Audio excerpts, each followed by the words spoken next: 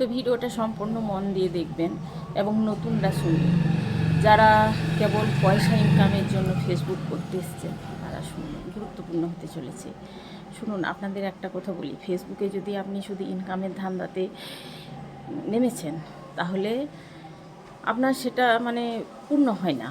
আমি দেখেছি সেটা হবে না, কারণ আপনার মন মানসিকতা সেই ইনকামে পড়ে থাকবে, আপনি কন্টেন্ট সঠিক বানাতে পারবেন না। আর ফেসবুক অ্যালগোরিদম কোনো মানুষ নয় যে কাউকে ভিউজ বেশি দিচ্ছে কাউকে কম দিচ্ছে, সেটা কিন্তু একটা রোবট। তো রোবট কিন্তু সব দিকেই নজর রাখবে।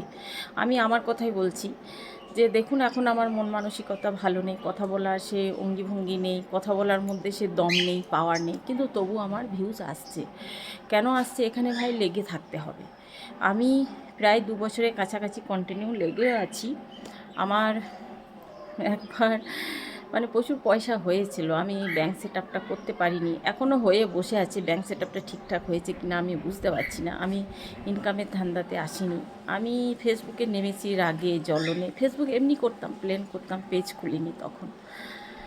অনেক আক্ষেপের কারণে আমি ফেসবুকটা খুলেছি। তো এখন যে ভিউজ আসছে, আমি যদি একটা পেঁপে সেদ্ধ ভাত খাই না, তো সেটাও ভাইরাল হয়ে যাবে। আমি দেখছি আমি কন্টেন্টের মতো কন্টেন্ট বানালে আমার দেখবেন আমার ফলোয়ার সংখ্যা কম। ফলোয়ার সংখ্যাটা কোনো মানে রাখে না। আমার কিন্তু 1K 2K ভিউজ হয়ে যাচ্ছে কন্টেন্ট যদি ঠিকঠাক হচ্ছে, কিন্তু এখন আমার মানসিক অবস্থা ঠিক নেই, সে দমদার কন্টেন্ট বানাতেও পারছি না, ভালো লাগছে না। তো বিষয়টা হচ্ছে, এখানে ধৈর্য ধরে লেগে থাকুন, লেগে থাকলেই কাজ। আর আপনাকে কিন্তু এর ভিডিওতে আমি কমেন্ট করব, বেছে বেছে স্ক্রল করে চলে যাব। ফেসবুক আপনার টাইম লাইনে যে ভিডিওগুলো আসছে, আপনি ভাববেন না এমনি এমনি আসছে। ফেসবুক আপনাকে সাজেস্ট করছে, সেখানে আপনার কমেন্ট করলে আপনার প্রফিট আছে।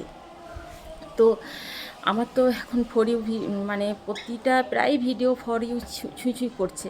তো আপনি চাইলে এখানে গঠনমূলক কমেন্ট করতে পারেন। আপনার কমেন্টটাও ফর ইউতে যাবে এবং আপনার কমেন্ট ধরে আপনার পরিবারেও আসবে, আপনারও ফলোয়ার বাড়বে। তো এখানে লেগে থাকতে হবে। আমি কন্টিনিউ প্রায় 2 বছর লেগে আছি, এখন আমার ভিউ আসছে।